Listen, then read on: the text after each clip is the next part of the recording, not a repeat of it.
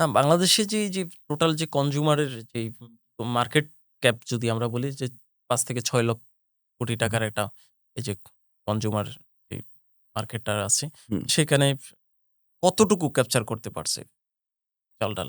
এবং তার যে টোটাল এই পর্যন্ত কতজন এমপ্লয়ি আছে এবং কতটা ওয়্যারহাউসের মাধ্যমে আপনারা সর্বশেষ আ আচ্ছা, কতটুকু ক্যাপচার করতে পেরেছি this is big question, lot of statistical data আমার এখন লাগবে। আদারওয়াইজ আমি হঠাৎ করে আপনাকে বলতে পারতেছি না। কিন্তু আমি আমারটা বলতে পারি যে চাল-ডাল আ কতটুকু অপারেট করছে বা কতটুকু কি করছে। আমরা এই মুহূর্তে প্রত্যেকদিন আম ৭,০০০ থেকে ৮,০০০ অর্ডার করি। ওকে, ওকে। অ্যান্ড এই অর্ডারগুলো আমরা করি ঢাকা, যশোর এবং চিটাগংয়ে। অ্যান্ড আমি তো আপনাকে বললামই যে আমরা টোটাল ১৯ টা ওয়্যারহাউস থেকে অপারেট করি এবং এই ১৯ টা ওয়্যারহাউসকে সাপোর্ট করার জন্য আমাদের মাদার ওয়্যারহাউস ৩ টা আছে। আদারওয়াইজ এটা অ্যান্ড একটা হলো ভেজিটেবল নেটওয়ার্ক নিয়ে ওকে। ডিল করে। আর ২ টা product storage and supplying to smaller warehouse করে আরকি।